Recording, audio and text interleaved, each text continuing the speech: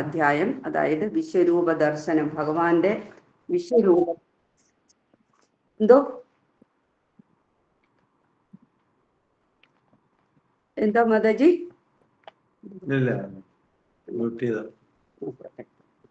അപ്പൊ ഇവിടെ നമ്മൾ ഇന്ന് ഭഗവാന്റെ വിശ്വരൂപ ദർശനത്തെ കുറിച്ചാണ്, ആ ഭാഗമാണ് ഇന്ന് വായിക്കുന്നത് കൃഷ്ണ ബുക്കില്. അതില് നമ്മൾ പറഞ്ഞു, ഈ ഭഗവാന്റെ ജന്മമൊക്കെ കഴിഞ്ഞു, ഇനി പേരിടണം അല്ലേ? ഭഗവാന് പേരിട്ടിട്ടില്ല ഇതുവരെ. അപ്പൊ അത് വസുദേവര് ഇപ്പോഴും മധുരയിലെ കാരാഗ്രഹത്തിലൊക്കെ ആണെങ്കിൽ പോലും സദാസമയവും ഭഗവാനെ കുറിച്ചുള്ള ചിന്തയാണ് ഇവിടെ. അപ്പൊ നന്ദഗോപരൊക്കെ പോയിട്ട് വന്നു. അത് കഴിഞ്ഞിട്ടാണെങ്കിലും ഇങ്ങനെ ചിന്തിച്ചിരിക്കുകയാണ്. കുട്ടിയുടെ ഓരോ നിമിഷത്തെയും വളർച്ചയെ കുറിച്ച് കൂടുതൽ ഉത്സുകരായിട്ടിരിക്കുന്നവരാണ് ദേവകി വസുദേവന്മാര്. അപ്പൊ അവര് പറയാം, അവരെന്ത് ചെയ്തു, ഒരിക്കലും ഗർഗ മഹർഷിയോട് പറഞ്ഞു ഇങ്ങനെ അല്ലെ, അമ്പാടിയിൽ പോണം, എന്നിട്ട് തൻ്റെ പുത്രന്മാർക്കൊക്കെ അതായത് പുത്രന്മാർ രണ്ടുപേരും ഉണ്ടല്ലോ അല്ലെ, ദേവകിയുടെയും അല്ല രോഹിണിയുടെയും. ആ പുത്രന്മാർക്ക് പേരൊക്കെ ഇടണം എന്നിങ്ങനെ വസുദേവര് ഒരു അപേക്ഷയോട് കൂടിയിട്ട് ഗർഗമുനിയോട് പറയുന്നുണ്ട്. അങ്ങനെ ഗർഗമുനി ഒരു ദിവസം അമ്പാടിയിലേക്ക് കടന്നു വരുന്നു. ആ വരവിന് കാരണം തന്നെ വരവ് കണ്ടപ്പോൾ തന്നെ, ഗർഗമുനിയെ കണ്ടപ്പോൾ തന്നെ വളരെയധികം സന്തോഷിച്ചു നന്ദഗോപര്. കാരണം ഈ പണ്ട് ഉള്ള ഒരു ആചാരം തന്നെയാണല്ലേ, രാജകൊട്ടാരങ്ങളിലാണെങ്കിലും രാജാക്കന്മാരുടെ അടുത്തേക്ക് നാരദമുനി പോലുള്ള അങ്ങനെ ദേവർഷികളായിട്ടുള്ളവരും മുനീശ്വരന്മാരും ഋഷീശ്വരന്മാരൊക്കെ അവിടം വിസിറ്റ് ചെയ്യും. കാരണം എന്തിനെന്ന് വെച്ചാല് ആ സന്ദർശന ഉദ്ദേശം എന്ന് പറയുന്ന മറ്റൊന്നുമല്ല, രാജകീയമായ സുഖങ്ങളിൽ അവരാണ്ടു പോയിട്ട് അന്ധഗോപികളായിട്ട് കഴിയാതിരിക്കുന്നതിനും സതുപദേശങ്ങൾ നൽകുന്നതിനും നിർദ്ദേശങ്ങളൊക്കെ നൽകുന്നതിനും എപ്രകാരം ആത്മസാക്ഷാത്കാരത്തിന് ഉതകുന്ന തരത്തിലുള്ള ജീവിതം ജീവിക്കണം, ഏത് കൊട്ടാരത്തിലായാലും ശരി കുടിലായാലും ശരി, അങ്ങനെയാണ് അന്നത്തെ കാലത്ത് ഈ സന്യാസിമാരൊക്കെ ഇങ്ങനെ സഞ്ചരിച്ചു കൊണ്ടിരുന്നത്. അപ്പൊ അതിന് വേണ്ടിയിട്ടാണ്. അപ്പൊ ഇവിടെ അതുപോലെ വന്ന സമയത്ത് അങ്ങനെ അദ്ദേഹത്തിന്റെ കാലൊക്കെ കഴുകിച്ച് പാദപൂജയൊക്കെ ചെയ്തതിന് ശേഷം കുട്ടികൾക്ക് നാമകരണം ചെയ്യണമെന്നൊക്കെ അങ്ങോട്ട് ആ ആചാര്യനോട് ആവശ്യപ്പെട്ടു. നന്ദഗോപരും ആവശ്യപ്പെടുന്നു. അങ്ങനെ പറഞ്ഞു. അപ്പോൾ ഇതൊക്കെ തന്നെ യാദവന്മാരുടെ ആചാര്യനാണ് യഥാർത്ഥത്തില് ഈ ഗർഗമുനി. അപ്പോ ആ ആചാര്യനായിട്ടുള്ള ഞാന് ഇവിടെ വന്നത് അങ്ങയുടെ പുത്രന് പേര് ഇടണം. അത് കംസൻ അറിഞ്ഞാല് ചില തെറ്റിദ്ധാരണകളൊക്കെ വരും, ഇവിടെ വെച്ചിട്ടൊക്കെ പേരിട്ടാല് അല്ലേ. അദ്ദേഹത്തിന് ഉണ്ടാവും അത് വസുദേവരുടെ 8ാമത്തെ സന്തതി പെൺകുട്ടിയാവാൻ വഴിയില്ലെന്നൊക്കെ ഇങ്ങനെ സന്ദേശം ഇതുണ്ടല്ലോ, ഒരു സംസാരമൊക്കെ ഇങ്ങനെ അവിടെയൊക്കെ പരക്കുന്നുണ്ട്. അതുകൊണ്ടിട്ട് അത് മാത്രമല്ല, ഈ വസുദേവരും നന്ദഗോപരും നന്ദവസുദേവന്മാർ തമ്മിൽ നല്ല ഒരു ഐക്യം അല്ലെങ്കിൽ നല്ലൊരു സുഹൃത് ബന്ധം ഉണ്ട്. അതുകൊണ്ടിട്ട് അതങ്ങനെ വളർന്നുകൊണ്ടിരിക്കുന്നതൊക്കെ ഈ കംസൻ അറിയുകയും ചെയ്യാം. അപ്പൊ അങ്ങനെ എങ്ങാനും ആ അഷ്ടമ പുത്രനെ ഏൽപ്പിച്ചതാണോ എന്നൊക്കെ ഒരു സംശയത്തിനിടയായാല് അതാകെ കുഴപ്പമുണ്ടാകും എന്നൊക്കെ അദ്ദേഹം പറയുന്നു. അതുകൊണ്ട് ഒരു കാര്യം ചെയ്യാം, നമുക്ക് ഇത് വലിയ ഉത്സവമായിട്ടൊന്നും നടത്തണ്ട, ഇത് ആരും അറിയാതെ സ്വകാര്യമായിട്ട് പേരിടുന്നതായിരിക്കും നല്ലതെന്ന് ഈ ആചാര്യൻ അവരെ ധരിപ്പിക്കുന്നു. ആ അഭിപ്രായപ്പെട്ടതനുസരിച്ച് അത് നന്ദഗോപർക്കും വളരെയധികം ഇഷ്ടമായി. അദ്ദേഹത്തിന്റെ ആ ഉപദേശം നല്ല കാര്യമെന്ന് തോന്നി. അങ്ങനെ ആ ഭഗവത് നാമം വളരെ ഗോപ്യമായതുകൊണ്ടായിരിക്കാം ഒരുപക്ഷെ എന്ന് ചില ആചാര്യന്മാർ പറയുന്നു. ഭഗവാന്റെ നാമം വളരെ ഗോപ്യമായതുകൊണ്ടിട്ട് അത് അത്രത്തോളം ഹൃദ്യമായ സദസ്സുകളിലേക്ക് അല്ലെങ്കിൽ ശ്രവണ ഇന്ദ്രിയങ്ങളിലേക്ക് വേണം എത്തിക്കാൻ എന്ന് പറയണം. അപ്പോ നമ്മൾക്ക് ഈ ഭാഗങ്ങളൊക്കെ, അതായത് നമ്മളിപ്പോൾ കടന്നു പോകുന്നതെല്ലാം ഭഗവാന്റെ ലീലകളാണ് അല്ലെ. ഭഗവാന്റെ കുട്ടിക്കാലത്തെ ലീലകളിലൂടെയുള്ള ഒരു സഞ്ചാരമാണ് നമ്മളിപ്പോൾ നടത്തുന്നത്. അപ്പോ ഇതിന് സാധാരണ നിലയിൽ തന്നെ ഭഗവാന്റെ കാര്യങ്ങളൊക്കെ കേൾക്കുമ്പോൾ നമുക്ക് നമ്മുടെ കാതുകള് വളരെ വലുതാവണമെന്നാണ്. അത് 9 നവവിധ ഭക്തികളിൽ ശ്രവണത്തിന് ഏറ്റവും ശ്രേഷ്ഠമായ ഒരു പ്രാധാന്യം നൽകിയിരിക്കുന്നത് തന്നെ അതാണ്. അപ്പോൾ ഭഗവത് കാര്യങ്ങൾ ശ്രവിക്കുമ്പോൾ ഭൗതിക കാര്യങ്ങളെ പോലല്ല, ഭഗവാന്റെ കാര്യങ്ങൾ ശ്രവിക്കുമ്പോൾ നമ്മുടെ കർണങ്ങള്, നമ്മളുടെ ചെവിയൊക്കെ സമുദ്രം പോലെ ആകണമെന്നാ പറയാ, അല്ലേ? എന്നുവെച്ചാല് എന്താ സമുദ്രം പോലെ ആകണമെന്ന് പറയാൻ കാരണം, സമുദ്രം എന്ന് പറഞ്ഞാൽ അതിവിശാലമാണ്, അല്ലേ? മാത്രമല്ല, ആ വിശാലത കൊണ്ട് മാത്രമല്ല പറയുന്നത്, സമുദ്രങ്ങളില് പർവ്വതങ്ങളുടെ പുത്രികളായ നദികൾ അനേകം ഒഴുകി വരും, അല്ലേ? അങ്ങനെ ഒഴുകി വരുന്ന സമയത്ത് ഇന്ന് വരെ സമുദ്രം പറഞ്ഞിട്ടില്ല ഞാൻ നിറഞ്ഞു കവിഞ്ഞു പോകാൻ പോകുന്നു, നീ വരണ്ടാന്ന് ഗോദാവരിയോടോ സരസ്വതിയോടോ നർമ്മദയോടോ യമുനയോടോ ഗംഗയോടോ അളകനന്ദയോടോ എന്ന് വേണ്ട ഒരു നദികളോടും ഭഗവാൻ പറയുന്നില്ല. എത്രത്തോളം നദികള് ഒഴുകി വരുന്നുവോ അതിനെയൊക്കെ ഉൾക്കൊള്ളുകയാണ് സമുദ്രം ചെയ്യുന്നത് എന്ന് പറയുന്നത് പോലെ തന്നെ ഈ ശ്രവണത്തിന്റെ പ്രാധാന്യം എന്ന് പറയുന്നത്, നാം നമ്മുടെ കർണങ്ങളെ ഇതുപോലെ ആക്കി വെക്കണം. ഭഗവാന്റെ ഈ മഹാത്മ്യങ്ങള്, അത് ഭഗവാന്റെ മഹിമകള്, ഭഗവാന്റെ നാമരൂപ ലീല എല്ലാം തന്നെ എത്ര എത്ര എത്ര കേട്ടാലും മതി വരാത്ത, ഇത് കേട്ടതല്ലേ, ഇത് ഇന്നലെയും കേട്ടതല്ലേ, ഇത് കഴിഞ്ഞ എത്രയോ കൊല്ലങ്ങളായി ഞാൻ കേൾക്കുന്നു എന്ന് നമുക്ക് ഒരു ഭക്തനും തോന്നാറില്ല, അല്ലേ? കേൾക്കുമ്പോ എത്ര കേട്ടതായാലും പുതിയതായിട്ട് തോന്നുന്നു, എന്തൊക്കെയോ പുതുമ കേൾക്കുന്ന പോലെയാണ് അപ്പോഴും നമുക്ക് തോന്നുക. അതുകൊണ്ടാണ് ആചാര്യന്മാർ പറയുന്നത് സമുദ്രം പോലെ ആക്കി വെക്കണം നമ്മുടെ കർണങ്ങളെന്ന് പറയാം, അല്ലേ? അത് എത്ര വന്ന് നിറഞ്ഞാലും അത് ഒരിക്കലും വേണ്ടാന്ന് പറയില്ല, നമുക്ക് മതി വന്നു എനിക്ക് എന്ന് പറയില്ല, എനിക്ക് കേൾക്കണ്ടെന്ന് പറയില്ല. അതുപോലെ നമ്മള് മഹാത്മ്യങ്ങള് ശ്രവിക്കണം എന്ന് തന്നെയാണ് പറയുന്നത്. അപ്പോൾ അതുകൊണ്ട് ശ്രവണം ഏറ്റവും ശ്രേഷ്ഠം എന്ന് പറയുന്നുണ്ട്. അതുപോലെ ഭഗവത് മഹാത്മ്യങ്ങൾ കേൾക്കാനായിട്ട് ചെവി തുറന്നു വെക്കുക, അത് സമുദ്രം പോലെ വിശാലമായിട്ട് തുറന്നു വെക്കുക എന്നൊക്കെ അർത്ഥം വരുന്നു. അങ്ങനെ ഇവിടെ നമുക്ക് പറയാം, എത്ര കേട്ടാലും മതിയാവില്ലല്ലോ. അങ്ങനെ ഗർഗമുനി പേരിടാനൊക്കെ പറഞ്ഞു, നന്ദഗോപരൊക്കെ അതെല്ലാം പറഞ്ഞു. അങ്ങനെ ഭഗവത് നാമം ഇതുപോലെ ഗോപ്യമായതുകൊണ്ടായിരിക്കാം എന്നും പറയുന്നു. നമ്മ ഗർഗമുനിയൊക്കെ ഇങ്ങനെ പറഞ്ഞത് സ്വകാര്യമായിട്ടൊരു എവിടെ വെച്ചാൽ നടത്തുകയെന്ന് പറയാം, സ്വകാര്യമായിട്ട് ഒരു ഗോശാലയിൽ വെച്ചിട്ടാണ് നാമകരണം ചെയ്യുന്നത്. അപ്പോൾ അങ്ങനെ ആ സ്ഥലവും തീരുമാനിച്ചു ഒരു ഗോശാലയിൽ വെച്ച്. പിന്നെ അതിനുള്ള ഗണപതി പൂജയൊക്കെ നടത്തി, പുണ്യാഹമൊക്കെ നടത്തി, സ്വസ്തി പൂജയൊക്കെ നടത്തി, സ്വസ്തി സൂക്ത ജപം ഒക്കെ നടത്തി. അങ്ങനെ അതെല്ലാം അതിന് ചെയ്തതിന് ശേഷം ഗർഗമുനി ആദ്യം തന്നെ രോഹിണി പുത്രനായിട്ടുള്ള രാമനെ പുത്രനെ എടുത്ത് മടിയിൽ വെച്ചു, രാമൻ എന്ന് പേരിട്ടു. പിന്നെ ബലൻ എന്ന് വരും, ബലരാമൻ. അങ്ങനെ രമിപ്പിക്കുന്നത് കൊണ്ട്, എല്ലാവരെയും രമിപ്പിക്കുന്നത് കൊണ്ട് ബലരാമൻ എന്ന് പേരിട്ടു. സംഘർഷണൻ എന്ന് പേരിട്ടു, സംഘർഷിച്ച് ഉണ്ടായത് കൊണ്ടിട്ട് സംഘർഷണൻ. അങ്ങനെ 3 തരത്തിലുള്ള പേര് ബലരാമസ്വാമിക്ക് ഇട്ടു നാമന്. പിന്നീട് അതിനുശേഷം പതുക്കെ യശോദാപുത്രനായിട്ടുള്ള യശോദയുടെ പുത്രനെ എടുത്തിട്ട് മടിയിൽ വെച്ചു. അപ്പോ മടിയിൽ വെച്ച സമയം തന്നെ ഗർഗമുനി ഒരു അതീന്ദ്രിയ സമാധിയിലേക്ക് പോയ പോലെ തോന്നി എന്ന് പറയാം അദ്ദേഹത്തിന്.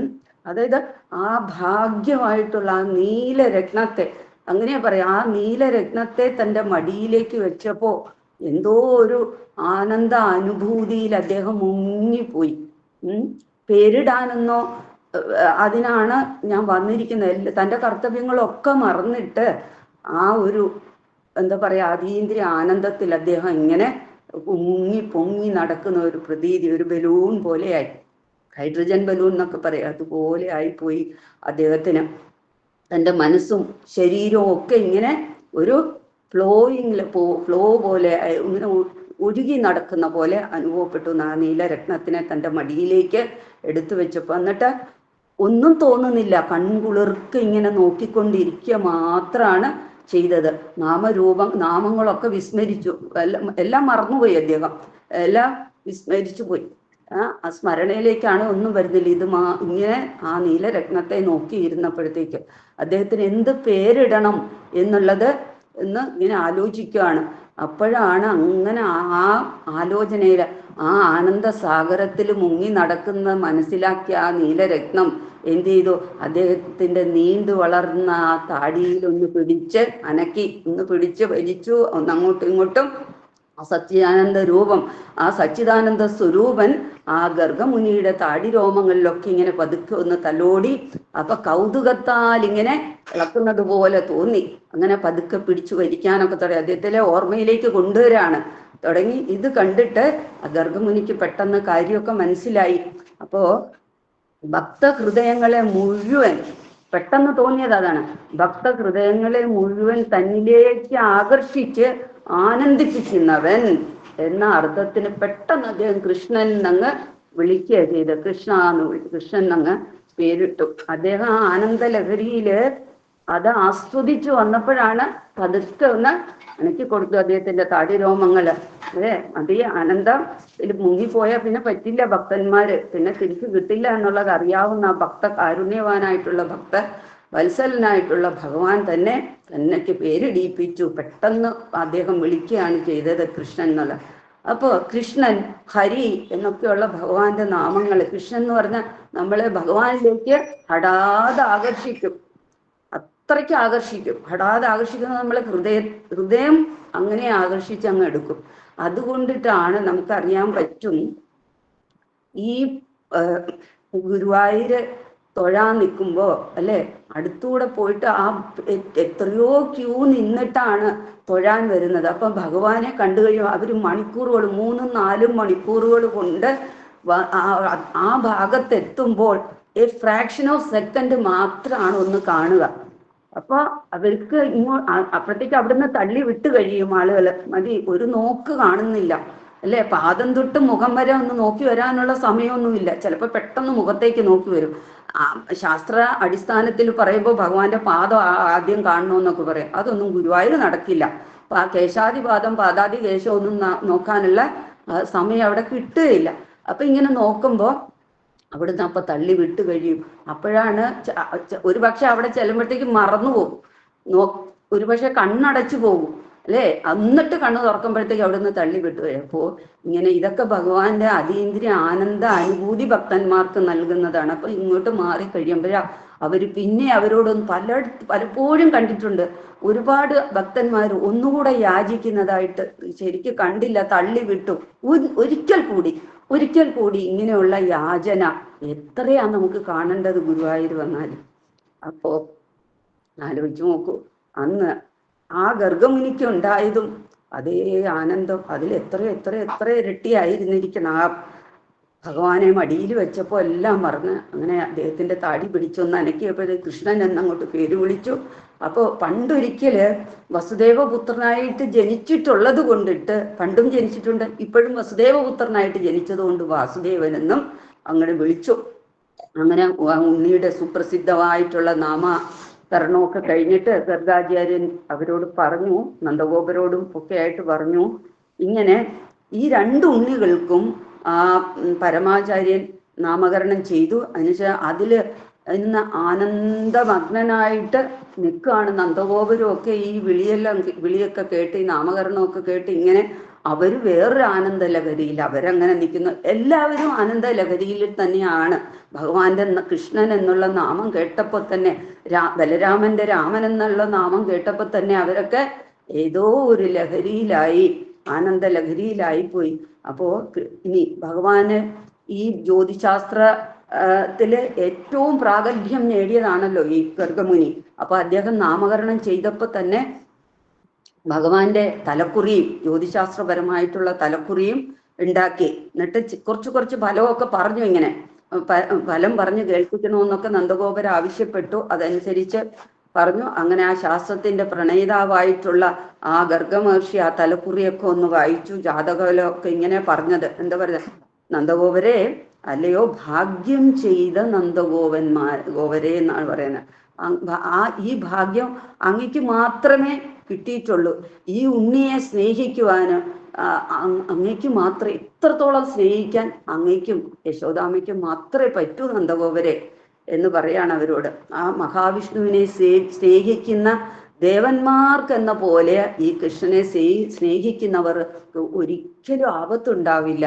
അതുകൊണ്ട് സ്നേഹിച്ചോളൂ, അങ്ങേയറ്റം ഉണ്ണിയെ സ്നേഹിച്ചോളൂ. നാരായണനെ സ്നേഹിക്കുന്നത് പോലെ ഉണ്ണിയെ സ്നേഹിച്ചോളൂ. നാരായണനെ സ്നേഹിക്കുന്ന ദേവന്മാർക്ക് അവർക്കൊരിക്കലും ഒരു ആപത്തും സംഭവിക്കില്ല. അവരുടെ ആപത്ഘട്ടങ്ങളിലൊക്കെ ആ സഹായഹസ്തങ്ങൾ അവരെ രക്ഷപ്പെടുത്തുന്നത് പോലെ തന്നെയാണ് അങ്ങേക്കും ഒരാപത്തും ഉണ്ടാവില്ല. സ്നേഹിച്ചോളൂ, എത്രത്തോളം സ്നേഹിക്കാവോ അത്രത്തോളം സ്നേഹിച്ചോളൂ എന്ന് പറയാം. പിന്നെയോ ഈ കൃഷ്ണനെ സ്നേഹിക്കുന്നവർക്ക് ആപത്തുണ്ടായില്ല. പക്ഷേ മറ്റൊരു കാര്യമുണ്ട് നന്ദഗോപരെ, ഇദ്ദേഹത്തെ ദ്രോഹിക്കുന്നവർക്ക് തീർച്ചയായിട്ടും നാശമായിരിക്കും ഫലം എന്നുകൂടെ പറഞ്ഞു. അങ്ങനെ ആയുസ്, ഐശ്വര്യം തുടങ്ങിയ എല്ലാ ഗുണങ്ങളാലും ഈ ഉണ്ണി വളരെ മഹാവിഷ്ണുവിനോട് തന്നെ അടുത്ത് നിൽക്കുന്നു, നാരായണനോട് അടുത്ത് നിൽക്കുന്നു, നാരായണനോട് സമൻ തന്നെയാണ് എന്നൊക്കെ പറഞ്ഞു. ഇങ്ങനെയുള്ള ഈ ഗർഗമുനിയുടെ വചനങ്ങളൊക്കെ കേട്ടിട്ട് തനിക്ക് ജന്മസാഫല്യം വന്നു എന്ന് വിചാരിച്ചിട്ട് ആ കൃതാർത്ഥനായി നന്ദഗോപര്. അങ്ങനെ ആ നന്ദഗോപരുടെ സൽക്കാരമൊക്കെ ഏറ്റുവാങ്ങിയതിന് ശേഷം ഗർഗമുനി അവിടെ നിന്ന് തൻ്റെ ഗൃഹത്തിലേക്ക് യാത്രയായി. അങ്ങനെ രാമകൃഷ്ണന്മാര് നാമകരണമൊക്കെ കഴിഞ്ഞ് മെല്ലെ മെല്ലെ മുട്ടുകുത്തി നടക്കാനൊക്കെ തുടങ്ങി, വളരാൻ തുടങ്ങി, മുട്ടുകുത്തി നടക്കാൻ തുടങ്ങി. മുട്ടുകുത്തി അധികമൊന്നും നടന്നില്ല എന്ന് തന്നെ പറയാം. പെട്ടെന്ന് എന്താ പറ്റിയേ? ഈ ഗോക്കളുടെ വാലെ പിടിച്ചു നിന്നത്.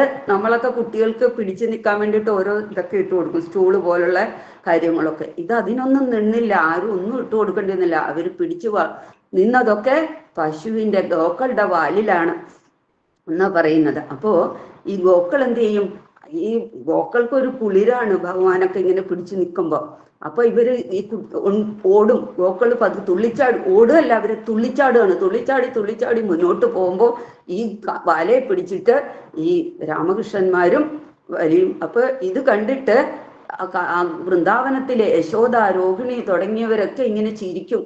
അപ്പൊ ഇവരുടെ ആ മോണകാട്ടിയുള്ള ചിരി കാണുമ്പോൾ ഈ കുട്ടികളുടെ ആനന്ദവും പശുക്കളുടെ തുള്ളിച്ചാട്ടവും ഒക്കെ കാണുമ്പോഴത്തെ ഇതിന്റെ വാലില് പിടിച്ച് തൂങ്ങി പോകുന്നതൊക്കെ കാണുമ്പോൾ ആനന്ദാശ്രുക്കൾ പൊഴിച്ചുകൊണ്ട് ആനന്ദം കൊണ്ട് അവര് എന്താ പറയാ, ആനന്ദ സാഗരത്തിൽ ആറാടുകയാണ് ചെയ്യുന്നത്. അപ്പൊ എല്ലാവരെയും വിളിച്ചു കാണിക്കും.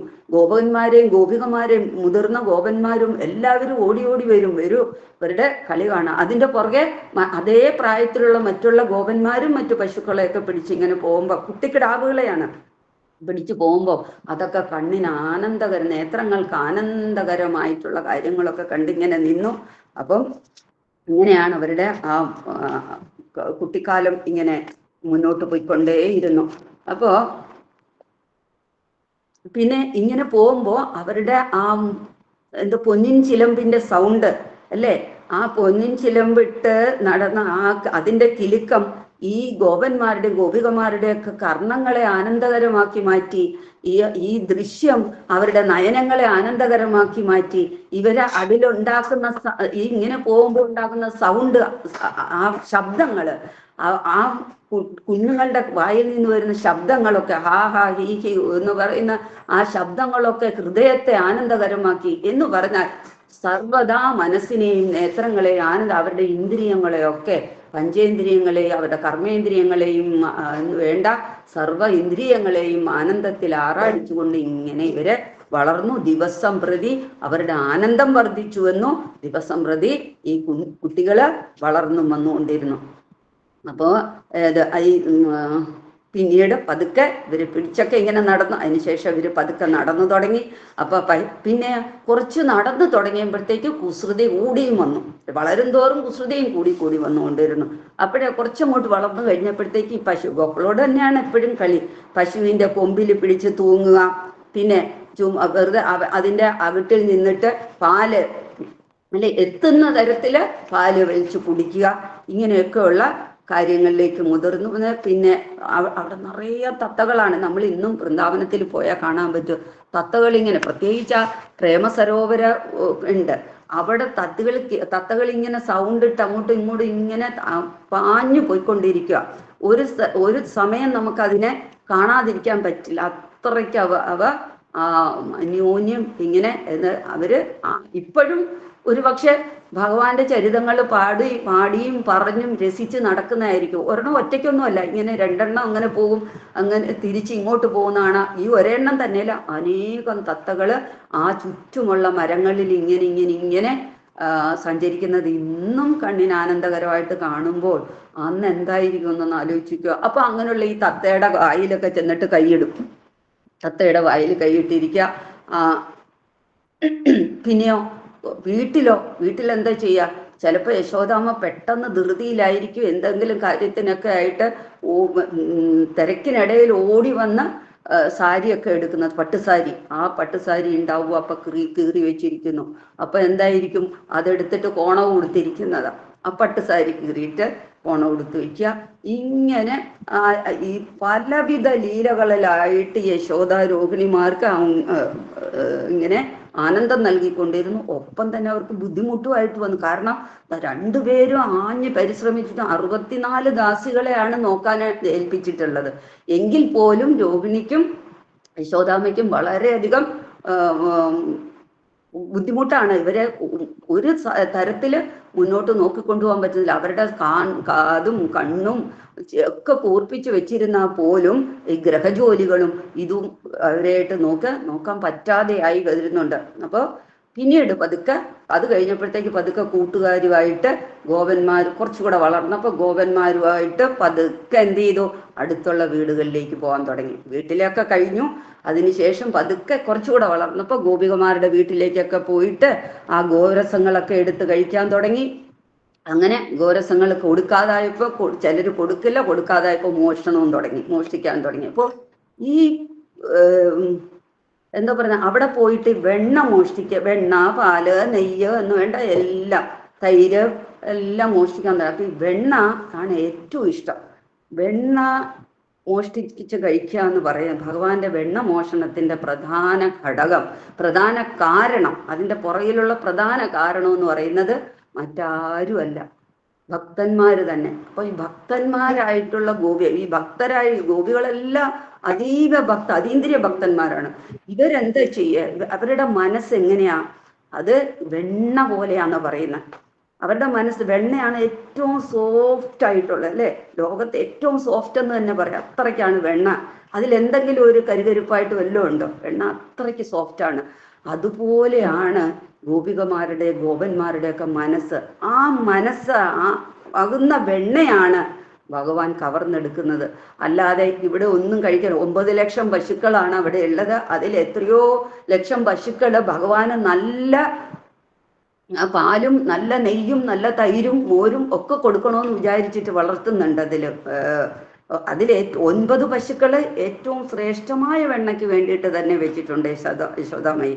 അപ്പൊ ഈ ഗോപന്മാരും ഗോപിമാരും ഞങ്ങളുടെ വീട്ടിൽ നിന്ന് കട്ടെടുത്ത് കഴിച്ചു എന്നൊക്കെ പറയുമ്പോൾ അതിനുവേണ്ടി ഞാൻ എത്രയാ ഇവിടെ വളർത്തുന്നത് പശുക്കളെ, പിന്നെ അവിടെ വന്ന് അവർക്ക് കക്കേണ്ട കാര്യമുണ്ടോ എന്ന് യശോദ ചോദിക്കുമ്പോൾ പോലും സത്യത്തിൽ കട്ടെടുക്കുന്നുണ്ട്, അല്ലേ? യശോദയ്ക്ക് വിശ്വസിക്കാൻ കഴിയുന്നില്ലെങ്കിലും കട്ടെടുക്കും.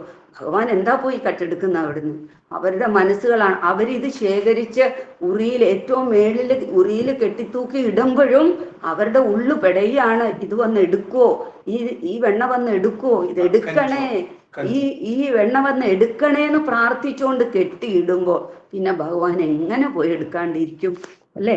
അതാണ് അവിടെ സംഭവിച്ചുകൊണ്ടിരുന്നത്. അല്ലാതെ കള്ളനാവേണ്ട കാര്യമില്ല ഭഗവാന്. വെണ്ണക്കള്ളൻ എന്ന് വിളിച്ചാലോ ആനന്ദമാണ്. ഭക്തന്മാര് അല്ലേ?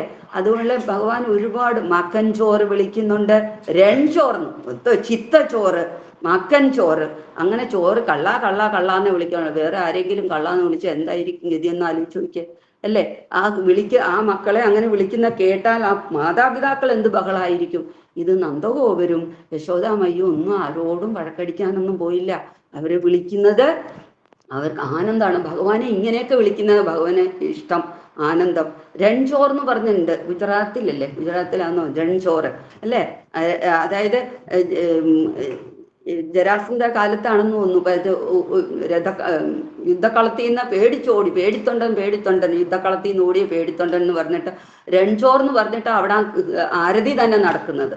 അങ്ങനെ വിളിച്ചാലേ ഭഗവാന് താല്പര്യമുള്ളൂ. അപ്പൊ അത്രയ്ക്ക് ഭക്തവാത്സല്യം നിറഞ്ഞ ആ ഭഗവാന് അങ്ങനെ ആ ഗോരസമോഷണം തുടങ്ങി. അത് തുടങ്ങിയിട്ട് അപ്പൊ ശ്രീകൃഷ്ണന്റെ ചാബല്യം കാരണം ഈ ആനന്ദ ദുന്ധുലികളായിട്ടുള്ള ഗോപികള് തങ്ങളുടെ ഗ്രഹജോലികളൊക്കെ കൂടെ മറന്നിട്ട് ഈ യശോദയുടെ അടുത്ത് ആവലാദികളൊക്കെ പറയാൻ ചെല്ലും. ഇടയ്ക്കിടയ്ക്ക് ഓരോ ഗോപികമാരും ഓരോ സമയം അങ്ങനെ മിനിറ്റുകൾ വെച്ചിട്ട് ജാതിയായിട്ടാണ് ഈ ഗോപികമാര് വന്നിട്ട് ഇങ്ങനെ ആവലാദികൾ പറയുന്നത്. ഇന്ന് അത് ചെയ്യുന്ന, എൻ്റെ വീട്ടിൽ വന്ന് അങ്ങനെ ചെയ്തു ഇങ്ങനെ ചെയ്തു, യശോദ എന്താ നിന്റെ കുട്ടിയെ ഇങ്ങനെ വളർത്തുന്നതെന്നൊക്കെ ചോദിച്ചിട്ട്. അപ്പൊ ഈ കൃഷ്ണൻ മഹാവികൃതിയാണ്.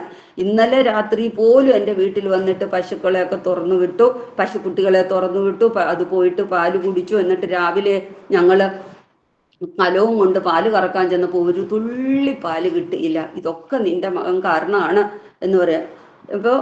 അപ്പം യശോദ എന്ത് ചെയ്തു? നിങ്ങൾ വിഷമിക്കണ്ട, എത്ര കുടം പാല് വേണമെന്ന് പറഞ്ഞിട്ട് എന്നോട് ക്ഷമിക്കണം, ഞാൻ നോക്കിക്കോളാം എന്ന് പറഞ്ഞിട്ട് ആ പാല് കൊടുത്തു വിടും. പാൽക്കലം ഉടച്ചെന്ന് പറയുന്നവർക്ക് പാൽക്കലം കൊടുക്കുക. അത് ഉടച്ചത് മൺകലം ആണെങ്കിലും അവർക്ക് സ്വർണ്ണക്കലം തന്നെ കൊടുക്കും.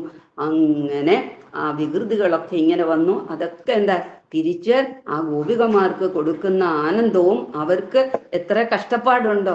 ഇന്ന് മൺകലത്തിൽ വെച്ചവര് നാളെ വെള്ളിപ്പാത്രത്തിൽ വെക്കണോ അല്ലെ സ്വർണ്ണക്കലത്തിൽ വെക്കണോന്ന് ആഗ്രഹിച്ച ഭക്തവത്സലനായ ഭഗവാനാണ് അവർക്ക് വേണ്ടുന്നിടത്ത് ആ ധനാദികളെയൊക്കെ എത്തിച്ചുകൊണ്ടിരുന്നത്.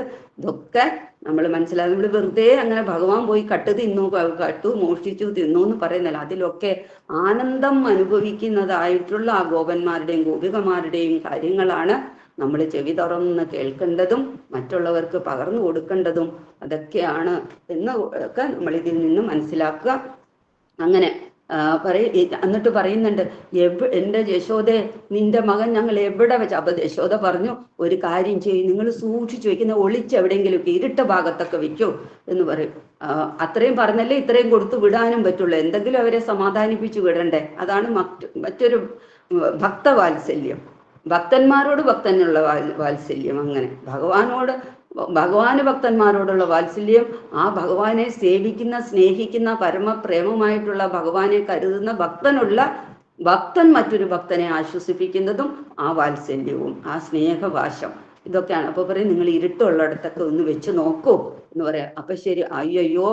അപ്പൊ വേറൊരു ഗോപി പറയും, എൻ്റെ യശോദയെ ഞാൻ എത്ര പ്രാവശ്യം ഇരുട്ടുള്ളിടത്ത് വെച്ചു, പക്ഷെ എന്ത് ചെയ്യാനാ, നിന്റെ മക്കൾ അണിഞ്ഞിരിക്കുന്ന ആഭരണം ഉണ്ടല്ലോ, അത് ഏത് ഇരുട്ടത്ത് വെച്ചാലും കണ്ടുപിടിക്കാൻ പറ്റുന്ന തരത്തിലാണ് എന്ന് പറയാം.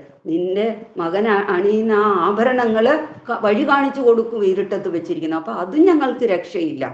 അതാണ്. അപ്പോ ഇവിടെ പറയുന്നുണ്ട്, ഭാഗവതവും പറയുന്നതാണ്, ഭഗവാൻ അണിയുന്ന നമ്മളൊക്കെ ആഭരണങ്ങൾ അണിഞ്ഞാൽ അല്ലെ, നമ്മളൊരു സ്വർണ്ണ ആഭരണം അണിഞ്ഞാൽ ആ ആഭരണം നമ്മളുടെ ഭംഗിയെ വർദ്ധിപ്പിക്കും അല്ലെ, അങ്ങനെയാണ്. പക്ഷേ ഭഗവാൻ അണിഞ്ഞ അങ്ങനെയല്ല. ഭഗവാൻ അണിയുന്ന ആഭരണങ്ങള് ഭഗവാന്റെ ശോഭ വർദ്ധിപ്പിക്കുകയല്ല, ആ ആഭരണങ്ങൾക്ക് ശോഭ ഭഗവാന്റെ തേജസ് കൊണ്ടുണ്ടാവും. അതാണ് അവിടെ മാറ്റം. അവിടുത്തെ ആ കാഴ്ച അങ്ങനെയാണ്. അല്ലെങ്കിൽ അവിടെ നടക്കുന്ന ആ കൈമാറ്റം അങ്ങനെയാണ്. ആ ആഭരണങ്ങളെ പ്രകാശിപ്പിക്കുന്നത് ഭഗവാന്റെ തേജസ്സാണ്. നമ്മൾ സാധാരണ ഇടുമ്പോൾ ആ ആഭരണം നമ്മളുടെ ശോഭ കൂട്ടും. അപ്പൊ പിന്നെ ഞങ്ങൾ എവിടെ കൊണ്ടുവയ്ക്കാനാ? അതും ഞങ്ങൾക്ക് രക്ഷയില്ല എന്ന് പറയാം. അത്ര സാമർഥ്യമാണ്. ഇത് ഒരു ജന്മസിദ്ധമാണെന്ന് തോന്നുന്നു യശോദയെ നിന്റെ മകന്റെ സാമർഥ്യം, ഈ കൽക്കാനുള്ള സാമർഥ്യം എന്ന് പറയാം. നോക്കൂ, അപ്പൊ കട്ടെടുത്തത് മാത്രമേ ആ കൃഷ്ണന് ഇഷ്ടമുള്ളൂ. ഞങ്ങൾ നേരെ വിളിച്ചു കൊടുക്കും അല്ലെ, എത്ര കൊടുത്താലും ഞങ്ങൾക്ക് തൃപ്തിക്കുറവൊന്നുമില്ല, ഞങ്ങൾ എത്ര വേണേലും കൊടുക്കാം. പക്ഷെ ഞങ്ങൾ നേരെ വിളിച്ചു കൊടുത്താൽ അവനത് വേണ്ട, കട്ടെടുക്കണം. ആ ഒരു ജന്മസിദ്ധമാണെന്ന് തോന്നുന്നു. ഇങ്ങനെയൊക്കെ യശോദയോട് പറയാണ്. അപ്പൊ കൊടുത്തു കഴിക്കുന്നത് അവന് ഒട്ടുമേ ഇഷ്ടമല്ല എന്ന് പറയാം. അതിനെന്ത് എത്താത്തടത്ത് ഞങ്ങൾ കെട്ടിയിട്ട് നോക്കി. അപ്പൊ എന്തുവാ, പീഠം, ആ ഉരലൊക്കെ തുടങ്ങിയ പീഠവും അവിടെ കിടക്കുന്ന പീഠം, ആ ഉരലിന്റെ പുറത്ത് പീഠം എടുത്തു വെക്കും, അല്ലെങ്കിൽ പീഠത്തിന്റെ പുറത്ത് ഉരലെടുത്ത് വെച്ച് അതിന്റെ പുറത്തൊക്കെ കയറിയിട്ട് ആ പാൽക്കലത്തിൽ നിന്ന് വെണ്ണയും ഒക്കെ പാലും എടുക്കുന്നത് അതൊക്കെ കാണും. അതൊക്കെ ഞങ്ങൾ കണ്ടിട്ടുണ്ട്. എന്നിട്ട് യശോദേ, ഞങ്ങൾ ചെല്ലുന്ന സമയത്ത് മറ്റുള്ള കുട്ടികളൊക്കെ ഓടിപ്പോവും, നിന്റെ കണ്ണം മാത്രം ആ ഉറിയിൽ ഇങ്ങനെ ആടിക്കളിക്കും. പക്ഷെ അപ്പൊ ഞങ്ങളുടെ ദേഷ്യമൊക്കെ പോകും. ഞങ്ങൾ അത് കണ്ട് ഇങ്ങനെ നിന്ന് അടുത്തുള്ള എല്ലാ ഗോപികമാരെയും വിളിച്ചത് കാണിച്ച് ആനന്ദത്തോട് കൂടിയിട്ട് ചിരിക്കും. എന്നിട്ട് ഞങ്ങൾ ചെന്ന് എടുത്ത് ഉമ്മ വെച്ചിട്ട് ആ കലത്തിൽ തന്നെ എടുത്തു കൊടുക്കുമ്പോൾ അവന് വേണ്ട. അപ്പോഴോ ആ കലം ഞങ്ങളിൽ നിന്ന് മേടിച്ചുകൊണ്ട് പോയി പുറത്തൊക്കെ പോയിട്ട് കാണുന്ന കുരങ്ങുകൾക്കും പക്ഷി മൃഗാദികൾക്കും വൃക്ഷലതാദികൾക്കൊക്കെ കൊണ്ട് കൊടുക്കുന്നതാണ്. എല്ലാം കുരങ്ങന്മാർക്കൊക്കെ കൊടുക്കും. എന്നിട്ട് ഈ കുരങ്ങന്മാരും ഈ തത്തകളും ഒക്കെ ഇത് കഴിച്ച് ഭക്ഷിച്ച് കുടവയറായിട്ട് അവർക്ക് ഞങ്ങൾ വിളിച്ചു കൊടുക്കുമ്പോൾ അല്ലെങ്കിൽ ഇത് എന്നിട്ട് അത് അതിന് ചെല്ലുന്ന ഞങ്ങളുടെ കണ്ണിലേക്കൊക്കെ തുപ്പിത്തരും. കുരങ്ങന്മാരും തുപ്പിയിടും, ഈ ഗോപന്മാരും തുപ്പിയിടും. എന്നിട്ട് പറയും, ഇത് എന്തിനു കൊള്ളാം, നിന്റെ വീട്ടിലെ തൈരോ മോരോ പാലോ ഒന്നും ഒരു ഗുണവും ഇല്ല, ഒന്നിനും കൊള്ളില്ല എന്നൊക്കെ പറഞ്ഞിട്ട് പോകും. ഇനി കൊടുത്തില്ലെങ്കിലോ എല്ലാവരും കൂടെ കയറിയിട്ട് അവിടെ മൂത്രം ഒഴിച്ചൊക്കെ വെക്കും. വീട് റൂമിനുള്ളിൽ മൂത്രം ഒഴിച്ചു വെക്കും. ഈ കലമൊക്കെ വെച്ചിരിക്കുന്നതിന് ചുറ്റും നടന്ന് മൂത്രം ഒഴിക്കും. ഇങ്ങനെയുള്ള ഇതിങ്ങനെ പറയുക. അപ്പം യശോദാമായി ചിലപ്പോൾ ഇരുന്ന് ചിരിക്കും. ഇവരുടെ മുന്നിൽ ചിരിക്കാനും പാടില്ലല്ലോ. അപ്പൊ ഇങ്ങനെയുള്ള ആ ഒരു ആനന്ദമാണ് അവിടെ നടന്നുകൊണ്ടിരുന്നതെന്ന് പറയാം. അപ്പൊ ഇതൊന്നും പറഞ്ഞാൽ നിനക്ക് വിശ്വാസം വരില്ല, വിശ്വസിക്കില്ല എന്ന് പറയാം. അപ്പൊ പിന്നെയോ പല പ്രാവശ്യം ഞങ്ങൾ പിടിച്ചകത്ത് പൂട്ടിയിട്ടിട്ടുണ്ട്. ഇനി നിന്നെ വിടില്ല, അമ്മയെ വിളിച്ചോണ്ട് വന്ന് കാണിച്ചിട്ട് വിടുള്ളൂ എന്ന് പറഞ്ഞിട്ട് പൂട്ടിയിട്ടുണ്ട്. അപ്പൊ ചില സമയം പിന്നെ ചെന്ന് നോക്കുമ്പോ കാണില്ല. അപ്പൊ ഇങ്ങനെ ഭഗവാനല്ലേ ഇങ്ങനെ ഞങ്ങളെ ഇട്ട് ഇതെന്തൊരു അത്ഭുതമാണെന്ന് അറിയില്ല എന്ന് പറഞ്ഞാൽ അങ്ങനെ ഈ സൂക്ഷിച്ചു വെച്ച കാച്ചിയ പാലും നെയ്യും എണ്ണയും കൃഷ്ണന് എടുത്ത് കഴിക്കുകയും ഒക്കെ ചെയ്യുന്നു, മറ്റുള്ളവർക്കും കൊടുക്കും.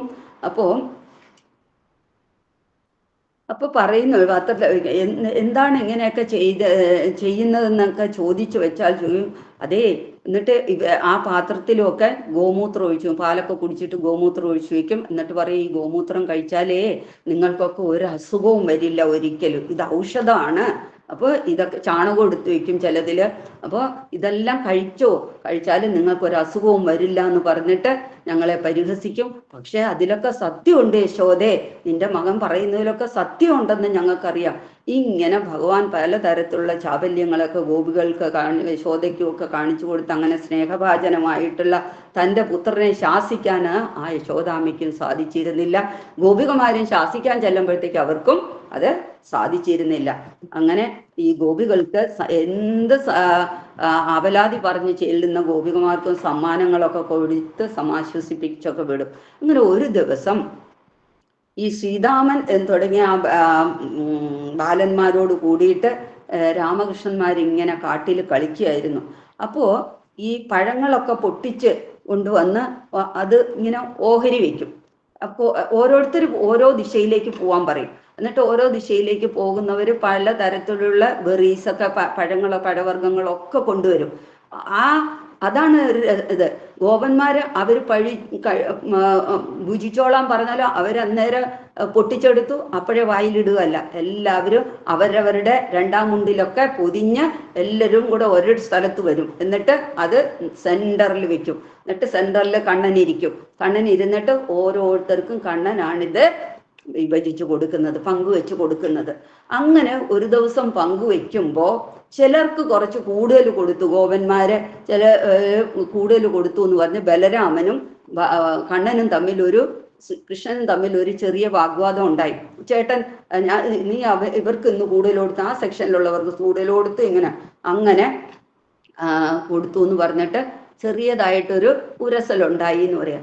അപ്പൊ കുറച്ച് കഴിഞ്ഞപ്പോഴത്തേക്ക് അവരെല്ലാവരും കൂടെ സെറ്റ് ചേർന്നിട്ട് ചെന്ന് പറയാം. കണ്ണനെ ഒറ്റയ്ക്കാക്കിയവര്. എന്നിട്ട് അവരെല്ലാം ചെന്ന് പറയാണ്, യശോദാമ്മ ഓടി വരൂ, കണ്ണൻ മണ്ണ് തിന്നു എന്ന് പറഞ്ഞു. കണ്ണൻ മണ്ണ് തിന്നു എന്ന് പറഞ്ഞപ്പോഴത്തേക്ക് യശോദാമ്മയ്ക്ക് വളരെയധികം വെപ്രാളം. ഇനി എന്തെങ്കിലും അസുഖം, ഒന്നാമത് കഷ്ടതകളൊക്കെ ഇങ്ങനെ നടക്കുന്നുണ്ട്. അപ്പൊ എല്ലാ എപ്പോഴും കണ്ണിങ്ങനെ വെച്ചോണ്ടിരിക്കുകയാണെങ്കിലും മണ്ണ് തിന്നു എന്ന് കേട്ടപ്പോൾ വളരെ വിഷമമായി. ഇത്ര കുസൃതി അങ്ങനെ കൂടിയാ കൊള്ളില്ല എന്ന് പറഞ്ഞിട്ട് ഒരു വഴക്ക് ശാസിക്കാനായിട്ട് യശോദാമ്മ ചെന്നു. അങ്ങനെ അടുത്ത് വിളിച്ച് ചോദിച്ചപ്പോൾ പറഞ്ഞു, ഉണ്ണി മണ്ണ് തിന്നോ? അമ്മയോട് സത്യം പറയൂ, നിനക്ക് വേണ്ടുന്നതെല്ലാം ഞാൻ തരുന്നില്ലേ? വെണ്ണ, നെയ്യ്, പാല്, മോര്, തൈര് നെയ്യോ ഒക്കെ, പക്ഷെ എന്തിനാ ഈ ഇങ്ങനെ മണ്ണ് തിന്നത് എന്ന് ചോദിച്ചു. കട്ട് കഴിച്ചത് ഞാൻ സമാധാനപ്പെട്ടിട്ടുണ്ട്, ഞാൻ നിനക്ക് ക്ഷമ തന്നിട്ടുണ്ട്, പക്ഷെ ഇത് ഞാൻ സഹിക്കില്ല, എന്തിനു മണ്ണ് തിന്നു എന്ന് ചോദിച്ചത്. അപ്പൊ പറയുന്നുണ്ട്, അമ്മേ ഞാൻ മണ്ണ് തിന്നില്ല, സത്യമായിട്ട് ഞാൻ തിന്നിട്ടില്ല മണ്ണ് എന്ന് പറയാം. ഇല്ല, ഇത്തവണ എല്ലാ ഗോപന്മാരും പറഞ്ഞത് ഞാൻ വിട്ടു, പക്ഷെ നിന്റെ ജ്യേഷ്ഠനായിട്ടുള്ള ബലരാമൻ കൂടി പറഞ്ഞു ഇത്തവണ നീ മണ്ണ് കഴിച്ചു എന്ന്, മണ്ണ് തിന്നു എന്നാണ്. അപ്പൊ പറയും, ഇല്ല, ഞാൻ ജ്യേഷ്ഠനുമായിട്ട് ചെറിയൊരു ഉരസലുണ്ടായി, അതിൻ്റെ ദേഷ്യത്തിന് വന്ന് പറയണ, എനിക്ക് അടി കിട്ടാൻ വേണ്ടിയിട്ട് വന്ന് പറയുവാണ് ഞാൻ മണ്ണ് കഴിച്ചു എന്ന്. എനിക്ക് മണ്ണ് കഴിക്കേണ്ട ആവശ്യം ഇല്ല അമ്മേ, സത്യം ഞാൻ മണ്ണ് കഴിച്ചിട്ടില്ല, ഇവർക്കാർക്കും അറിയില്ല എനിക്ക് മണ്ണ് കഴിക്കേണ്ട, ഏട്ടനും കൂടെ കളവാണ് പറയണേന്ന് പറഞ്ഞിട്ട് വരാം. അങ്ങനെ കുഞ്ചിക്കൊണ്ട് നിന്ന ആ ഉണ്ണി പറയുന്നത് കേട്ടിട്ട് യശോദാമ്മയ്ക്ക് ചിരി അടക്കാം ചിരി വന്നു. എന്നാലും മറ്റാരും കാണാതെ എന്ത് ചെയ്തു, ചിരിയൊക്കെ ഒതുക്കി പിടിച്ചിട്ട്, ശരി എന്നാൽ ഒന്ന് വാ തുറന്ന് കാണിക്കൂ എന്ന് പറയാം. നിനക്ക് അസുഖം വരുന്നത് കൊണ്ടാണ് എനിക്ക് പേടി, അതുകൊണ്ടൊന്ന് വാ തുറന്ന് കാണിക്കൂ എന്ന് പറയാം. അങ്ങനെ ഒന്ന് പരിശോധിക്കട്ടെ എന്ന് പറഞ്ഞ് ഭഗവാന്റെ വാ ഇങ്ങനെ പൊളിച്ച് അതിലേക്ക് ഒന്ന് സൂക്ഷിച്ചു നോക്കി. ഓ, എന്തൊരത്ഭുതമാന്ന് പറയാ. ഈ വിശ്വം മുഴുവൻ, പ്രപഞ്ചം മുഴുവന് അതിൽ കാണപ്പെടുന്നു. പർവ്വതങ്ങള്, മലനിരകള്, നദികള്, സമുദ്രങ്ങള്, അങ്ങനെയല്ല പഞ്ചേന്ദ്രിയങ്ങള്, പഞ്ചഭൂതങ്ങള് എല്ലാം അതില് ദൃശ്യമാവുന്നു. മരങ്ങള്, എല്ലാ വൃക്ഷലതാദികള്, പക്ഷിമൃഗാദികള്, യക്ഷ കിന്നര ചാണൂര എന്ന് വേണ്ട സർവവും അതില് ആ കുഞ്ഞു വായിൽ കാണുന്നു. അതിനുശേഷം പിന്നെ സൂക്ഷിച്ച് ഇങ്ങനെ നോക്കിയപ്പോണ്ട് ഒരു യശോദയും ഉണ്ണിക്കണ്ണനും, യശോദ പാല് കൊടുത്തുകൊണ്ടിരിക്കുന്നു ഉണ്ണിക്കണ്ണന്. അപ്പോൾ അത് കഴിഞ്ഞ് നോക്കുമ്പോഴോ യശോദയുടെ മുന്നില് വാ പൊളിച്ച് നിൽക്കുന്ന ഉണ്ണിക്കണ്ണനെയും അതിൽ കാണുന്നു, ആ വായിലിൻ്റെ ഉള്ളില്. പെട്ടെന്ന് യശോദയ്ക്ക് തനിക്ക് എന്തോ ഭ്രാന്ത് പിടിച്ചോ, താൻ ഭ്രാന്തിയായോ, എന്തോ ഒരു വിഹുലമായിട്ടുള്ള എന്തൊക്കെയോ എന്നില്ല, ഭയവിഹുലയായി പോയി ആ യശോദാമായി എന്ന് പറയുന്നുണ്ട്. താൻ പുത്രവാത്സല്യം കൊണ്ടിട്ട് തനിക്കെല്ലാം മറന്നു പോകുന്നതാണോ എന്നൊക്കെ ആകെ ഭയഭീതയായിപ്പോയി. അതോ താൻ സ്വപ്നത്തിലാണോ, നോക്കുമ്പോ ഇല്ല, കണ്ണ് രണ്ടും തുറന്നിരിക്കുന്നുണ്ടല്ലോ, പരിസരത്ത് നിൽക്കുന്ന ഗോപന്മാരെ കാണുന്നുണ്ടല്ലോ, പക്ഷെ അവരാരും അന്തിച്ച മട്ടിൽ നിൽക്കുന്നില്ല. അങ്ങനെ പതുക്കെ പരിസരബോധമൊക്കെ വന്നു. അപ്പോഴത്തേക്ക് ആ പുത്രവാത്സല്യത്തിൽ ഫ്രാക്ഷൻ ഓഫ് സെക്കൻഡ് കഴിഞ്ഞപ്പോഴത്തേക്ക് കണ്ടതെല്ലാം പാവം മറന്നും പോയി. പുത്രവാത്സല്യം കൊണ്ട് ആ പുത്രനെ പോലെ തന്നെ ഭഗവാനെ കണ്ടു. ആ പുത്രനെ ഓടിച്ചെന്നെടുത്ത് നെറുകയിലൊക്കെ ചുംബിച്ചു.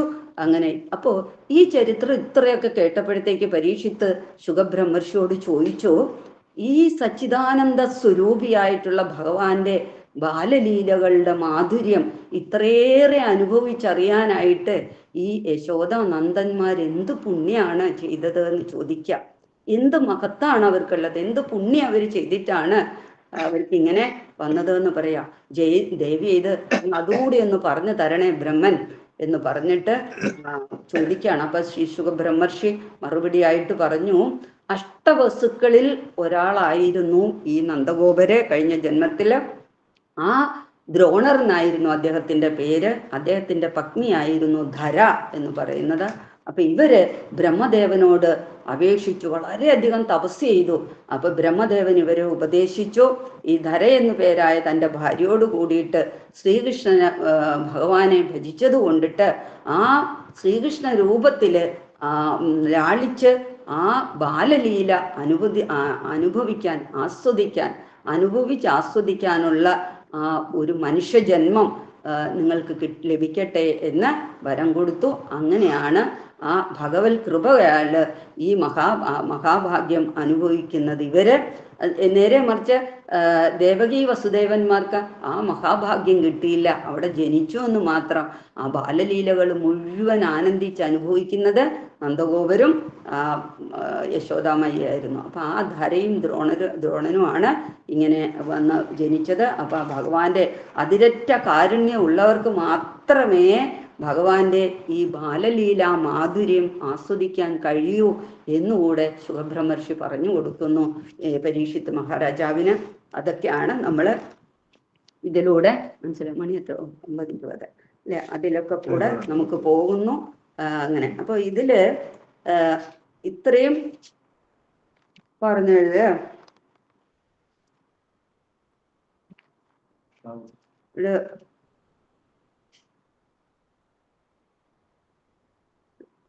പറയുന്നുണ്ട്, ഏത് പ്രവൃത്തിയിലും സദാചാര വിരുദ്ധമെന്ന് പറയപ്പെടുന്ന ഈ കളവ്, കൊല, ഹിംസ എന്നിവയിൽ പോലും ഭഗവാൻ ഏർപ്പെടുന്നത് നന്മയ്ക്കായിട്ടാണ് എന്ന് പറയുന്നു. ഇവിടെ കളവെന്നൊക്കെ പറയില്ല, നമ്മൾ പറഞ്ഞില്ല പോയി മോഷ്ടിച്ചു എന്നൊക്കെ, അതൊക്കെ തന്നെ സദാചാര പ്രവർത്തികൾക്ക് വിരുദ്ധം നമുക്ക് തോന്നിയാലും ശരി, അത് ഭഗവാൻ ചെയ്യുമ്പോൾ അത് ധർമ്മപരമായിട്ട് മാറുന്നുണ്ട് എന്ന് പറയുന്നുണ്ട്.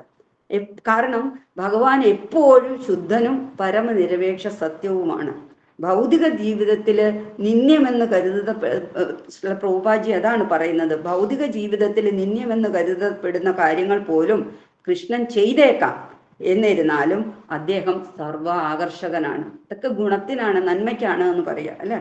അതിനാലാണ് അദ്ദേഹം കൃഷ്ണൻ എന്നറിയപ്പെടുന്നത്. അതായത് സർവ ആകർഷകൻ എന്നർത്ഥം, അങ്ങനെ അറിയപ്പെടുന്നത് എന്ന് പറയാം.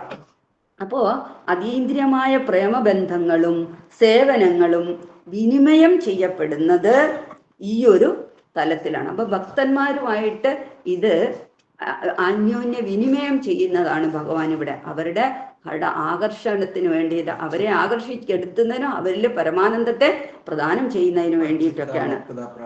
അപ്പോ ഭഗവാന്റെ സുന്ദര വദനം ഈ അമ്മമാരെയൊക്കെ ഹഠാത് ആകർഷിച്ചിട്ട് കൃഷ്ണനെ ശിക്ഷിക്കാൻ അവർക്ക് കഴിയില്ല അല്ലെ. ആ ചുണ്ട് പിളർത്തി നിൽക്കുന്ന നിപ്പൊക്കെ കാണുമ്പോൾ അവര് അതിൽ അലിഞ്ഞു പോകും.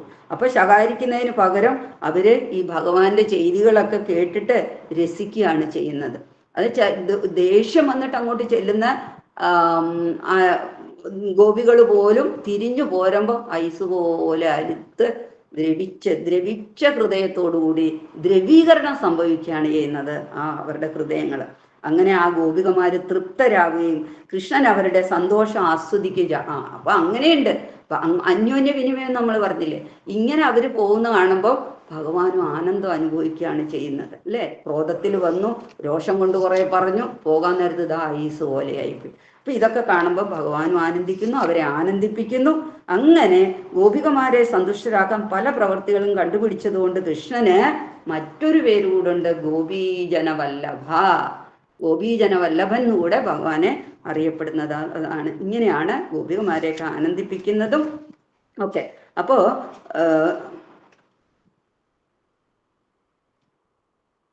ഇവിടെ പറയും മാതൃവാത്സല്യത്തെ അതീന്ദ്രിയമായ പരമാനന്ദ നിർവൃതിയിൽ എത്തിക്കുവാനായിട്ട് ഭഗവാൻ നിഷ്കളങ്കനായ കുഞ്ഞായി സ്വയം പെരുമാറി എന്ന് പറയുന്നത്.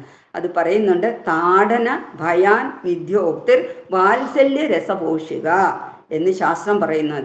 അതായത് ചെറിയ കുട്ടികൾ ചിലപ്പോഴൊക്കെ നുണ പറയും എന്നർത്ഥം. ഉദാഹരണത്തിന് എന്തെങ്കിലും എടുത്ത് കഴിക്കുകയോ കട്ടെടുക്കുകയോ ഒക്കെ ചെയ്തിട്ടില്ലെന്ന് പറയും അല്ലേ. ഭൗതിക ലോകത്ത് അതിൽ നാം സാധാരണയായി കാണാറുണ്ടെങ്കിലും ഭഗവാന്റെ കാര്യത്തിൽ, കൃഷ്ണന്റെ കാര്യത്തിൽ ഇത് വ്യത്യസ്തമാണ് എന്ന് പറയാം. ഭക്തന് അതീന്ദ്രിയ ആനന്ദ നിർവൃതി പകരാൻ വേണ്ടിയാണ് ഇത്തരം ലീലകള്. അത് പരമദിവ്യോത്വ പുരുഷൻ നുണയനായി വേഷം കെട്ടുകയും മറ്റു ഭക്തന്മാരെ നുണയന്മാരെന്ന് വിളിക്കുകയും ചെയ്യുന്നു. ഭാഗവതം അതിൽ പറയുന്ന അനുസരിച്ച് കൃതപുണ്യ പുഞ്ച, എത്രയോ ഭക്തിയുടെ സേവനഭരിതമായ ജന്മങ്ങൾക്ക് ശേഷമേ ഒരു ഭക്തന് അത്തരമൊരു നിർവൃതികരമായ അവസ്ഥ കൈവരികയുള്ളൂ എന്ന്.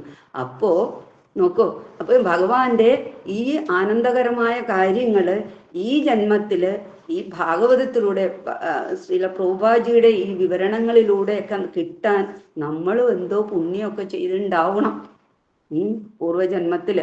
അല്ലെങ്കിൽ നമുക്കൊന്നും ഇതൊന്നും വായിക്കാനോ ഇതൊന്നും കേൾക്കാനോ ശ്രവിക്കാനോ ഒന്നിനും സാധിക്കില്ല. അപ്പൊ പൂർവജന്മ കർമ്മ പുണ്യത്തിന്റെ ഫലമായിട്ടൊക്കെയാണ് ഭഗവാന്റെ ഈ കാര്യങ്ങളൊക്കെ വായിക്കാനും പറയാനും കേൾക്കാനും ഒക്കെ പറ്റുന്നത്. അപ്പോൾ ഭക്തന്മാർക്ക് അങ്ങനെ ഒരു അവസ്ഥ വരുന്നതൊക്കെ അതിനാണ്. ഭഗവാനുമായിട്ട് ബന്ധപ്പെടാനും സാധാരണ കളിക്കൂട്ടുകാരനെ പോലെ ഒപ്പം കളിക്കാനുള്ള ഭാഗ്യം ഉണ്ടാവണമെങ്കിൽ അനേകം പുണ്യപ്രവർത്തികളുടെ ഫലം സംഭരിച്ചിട്ടുണ്ടാവണം എന്ന് പറയാം. അപ്പോ അത് ഇവിടെ നമുക്കറിയാം, പൂന്താനം അല്ലേ, കുറൂരമ്മ, ഇവരൊക്കെ അപ്പൊ എത്ര ഇന്ന് കുറൂരമ്മ ദിനാണോ? ഇന്ന് കുറൂരമ്മ ദിനാണ്. അപ്പൊ ഒന്നുമില്ലേലും അബദ്ധവശാലെങ്കിൽ നമുക്ക് സ്മരിക്കാൻ പറ്റി. അപ്പൊ ആ കുറൂരമ്മ കലത്തിലിട്ട് അടച്ചു വെച്ചു. ശല്യം കാരണം ഒന്നും ചെയ്യിപ്പിക്കില്ല. കലത്തിലിട്ട് അടച്ചുവിടുക, എന്നെ തുറന്നുവിടൂ എന്ന് പറഞ്ഞിട്ടല്ലേ. അപ്പൊ ഉണ്ട് നോക്കുമ്പോ ദാ അടുത്ത് ഇന്ന് നിൽക്കുന്നു. അപ്പൊ ഓടിച്ചെന്ന് തുറന്നു നോക്കും അത്. അപ്പൊ ഉണ്ട് അതിൽ നിന്ന് ആ കലത്തിൽ നിന്ന് ചാടിപ്പോണു. ഇങ്ങനെ യശോദാമ്മയെ എങ്ങനെ വട്ടം ചുറ്റിച്ചോ അതുപോലെ ക്രൂരമ്മയെ ചുറ്റിച്ചോ. അതുപോലെ തന്നെയാണ് പൂന്താനത്തിന് കുട്ടി മരിച്ചു അല്ലേ, കുട്ടി നഷ്ടപ്പെട്ടു. അതിനുശേഷം ഭഗവാന്റെ അടുത്ത് വന്നു, പിന്നെ ഒക്കെ മറന്നു. കുട്ടി ഉണ്ടായതുപോലും, കുട്ടിയുണ്ടെന്നോ വീടുണ്ടെന്നോ ഒന്നും അറിയില്ലാത്ത അവസ്ഥയിലാണ്. ഇപ്പൊ ഒരു ദിവസം ചോദിച്ചു എന്നാ പറയാ, ആചാര്യന്മാർ പറയണ്ടു. ഒരിക്കലും ചോദിച്ചു, പൂന്താനം അങ്ങക്ക് വിഷമമുണ്ടോ, കുട്ടിയെ വേണോ? ഭഗവാൻ എന്താ തിരിച്ചു കൊടുക്കുക? സാന്ദീപനി മുനിക്ക് കുട്ടിയെ തിരിച്ചു കൊടുത്ത ആ ഭഗവാന് എന്തുകൊണ്ട് അല്ലേ പൂന്താനത്തിന് കുട്ടിയെ കൊടുത്തൂടെ? ഏത് ലോകത്തിലായാലും ഏത് ഭൗതിക ലോകത്തിലായാലും കുട്ടിയെ വേണോ അങ്ങക്ക് എന്ന് തിരിച്ചു വേണോ ചോദിച്ചപ്പോ അപ്പോഴാണ് പറയുന്നത്. അപ്പൊ ഭഗവാനോട് പറഞ്ഞ സംസാരാണത്. ആ വാക്കാണ് ഉണ്ണികൃഷ്ണൻ മനസ്സിൽ കളിക്കുമ്പോൾ ഉണ്ണികൾ മറ്റു വേണമോ മക്കളാ എന്നുള്ളത്. ഈ ഉണ്ണിക്കണ്ണൻ സദാ കളിച്ചുകൊണ്ടിരിക്കുകയാണ്. ശരിയാണ്. ഈ പുലർകാലത്ത് എഴുന്നേറ്റ് വന്നിട്ട് ഇതെല്ലാം ദീപാരാധന രാവിലത്തെ എല്ലാം കഴിഞ്ഞിട്ട് അല്ലേ അവിടെ തൊഴുത് ഏതെങ്കിലും ആ കൊടിമരച്ചോട്ടില് ഒന്നിരുന്ന് പതുക്കെ ഒന്ന് കണ്ണടയ്ക്കുമ്പോ ഓടിച്ചെന്ന് ചെവിയിൽ തോണ്ടും. ആ കടുക്കനിട്ട് ഇങ്ങനെ ഞാന്നിരിക്കുന്ന കാതില് ഒന്ന് പിടിക്കും. ആ താടി രോമങ്ങളൊക്കെ, ആ താടി മുടിയും ആ മീശയൊക്കെ ഒന്ന് പതുക്കെ തലോടും, ഒന്ന് ഇക്കിളിയിടും. ഇങ്ങനെ ചുറ്റും സദാ ആനന്ദം പകർത്തിക്കൊണ്ട് നടക്കുമ്പോ പിന്നെ വേറൊരു കുട്ടിയെ കളിപ്പിക്കാൻ പോകുന്ന എവിടെയാ സമയം പൂന്താനത്തിന്? അപ്പൊ ആ ചോദ്യമാണ് ഉണ്ണികൃഷ്ണൻ മനസ്സിൽ കളിക്കുമ്പോൾ ഉണ്ണികൾ മറ്റു വേണമോ മക്കളായെന്ന്.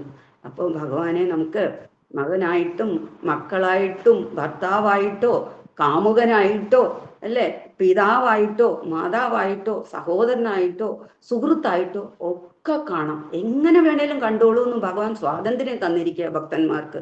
എങ്ങനെ വേണേലും ചിങ്ങളുടെ ഇഷ്ടം പോലെ എന്ന് പറഞ്ഞൊരു ഭഗവാൻ നമുക്ക് ഉള്ളപ്പോൾ നമുക്ക് എന്തിനാ മറ്റില്ല? അതാണ് ഇവിടെ നമുക്ക് പറഞ്ഞു തരുന്നത്. അങ്ങനെ ആ മാതൃസ്നേഹ യശോദാമായി ഒക്കെ അനുഭവിച്ചതുപോലെ തന്നെ ഇതൊക്കെ വായിക്കുമ്പോഴും ഈ ഭാഗവതത്തിലൂടെ മുന്നേറുമ്പോൾ തീർച്ചയായിട്ടും ഈ ആനന്ദം നമുക്ക് അനുഭവിക്കാൻ ഉണ്ടാവണം, ഉണ്ടാക്കിയെടുക്കണം. അതാണ്. അപ്പൊ അതൊക്കെയാണ് നമുക്കിവിടെ കാണിച്ചു തരുന്നത്. പിന്നെ അപ്പോ ഇടയ്ക്കിടയ്ക്ക് യശോദാമയ്ക്കും നന്ദഗോപർക്കും തോന്നിയിട്ടുണ്ട് ഈ ഗർഗമുനി പ്രവചിച്ചത്. ഇടയ്ക്കിടയ്ക്ക് ആ പ്രവചനം അവരുടെ ഉള്ളിലേക്ക് വരും. തൻ്റെ മകൻ എന്തോ മായാശക്തി ഉണ്ട്. ആ ശകടാസുരൻ തൃണാവർത്തം വന്നപ്പോഴും ശകടാസുരൻ വന്നപ്പോഴും അങ്ങനെയൊക്കെ സമയം ഇടയ്ക്കൊന്ന് ഒരു മിന്നൽ പോലെ അവരുടെ ഉള്ളിലേക്ക് വരും. എന്തോ യോഗശക്തി ഉണ്ട് മകനെന്ന്. പക്ഷെ പെട്ടെന്ന് തന്നെ ആ മഹാമായ യോഗമായ വന്നത് മറച്ചു കളയുന്നുണ്ട്. ഇങ്ങനെ അവര് ആ പഴയ പോലെ കുട്ടി എന്നുള്ള ഒരു ഇതിലേക്ക് വന്നെത്തുന്നു. അതുപോലെ തന്നെ ഇവിടെ ഇവരെയൊക്കെ വിസ്മയിപ്പിക്കുന്ന ഭഗവാൻ എല്ലാവരെയും അല്ലെ വിസ്മയിപ്പിച്ചും കളയും. മോഹത്തില് മോഹം കൊണ്ടിട്ട് ഭഗവാനുള്ള മോഹം കൊണ്ടിട്ട് ആ ഒരു ആനന്ദം കൊണ്ടിട്ട് ബോധരഹിതരാക്കുക വരെ ചെയ്യും. പരീക്ഷിക്കാൻ നല്ല 16,108 ഭാര്യമാരുള്ള ദ്വാരകയില് എപ്രകാരമാണ് ഭഗവാന്റെ ഓരോ ദിവസം കഴിയുന്നത് എന്ന് അറിയാൻ വേണ്ടിയിട്ട് നമ്മളുടെ കണക്കുകൂട്ടൽ നോക്കുമ്പോൾ നമ്മൾ വിചാരിക്കും അല്ലെ രുക്മിണിയാണ് ആദ്യത്തെ ഭാര്യ.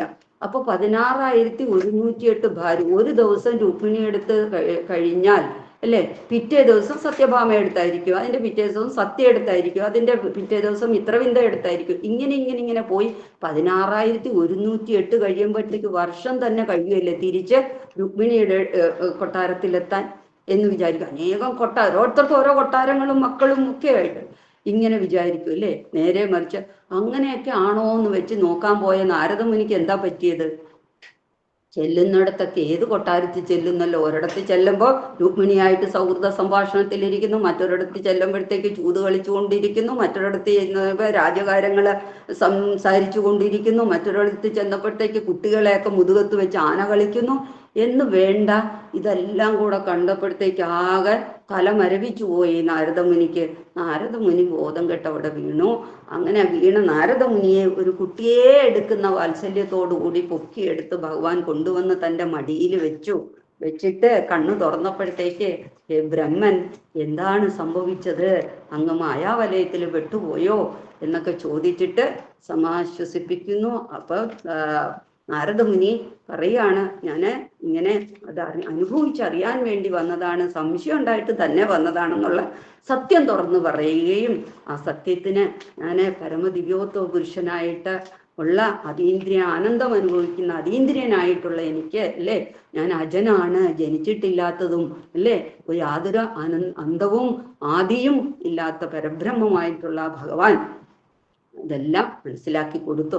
അവിടുന്ന് ഈ ആനന്ദം കൊണ്ടു ആള് അല്ലെ, നാരദമുനിക്ക് ആനന്ദവും അതീന്ദ്രിയ ആനന്ദവും ആകർഷണവും എല്ലാം കൂടെ കൊണ്ടിട്ട് ഈ വിശേഷം ഞാൻ ആരോട് പറയും, എവിടെ ഞാൻ വിശദീകരിക്കും, ആരോടെങ്കിലും പറയണം അദ്ദേഹത്തിന്.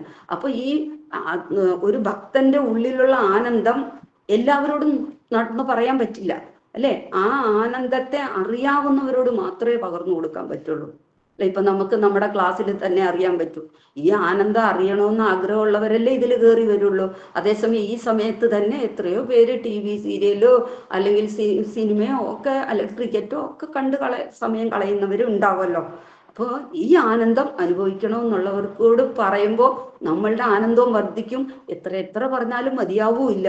അങ്ങനെ അതുപോലെ തന്നെയാണ് നാരദമുനിയും ചെന്ന് ഈ അത് അപ്പൊ നോക്കിയപ്പോ ഒരാളെ കണ്ടു, ധർമ്മപുത്രർ യുധിഷ്ഠിരനോട് പറയണം എന്ന് പറഞ്ഞിട്ട് അവിടെ പോവുക. ഹസ്തനപുരത്തിൽ പോയി യുധിഷ്ഠിരനോട് ഇതെല്ലാം ഈ പറഞ്ഞ 1000 10,000 ലക്ഷം കാതുകളാണ് പാണ്ഡവർക്ക് ഭഗവാന്റെ ചരിത്രങ്ങൾ കേൾക്കാൻ, ആ മഹിമകൾ കേൾക്കാൻ.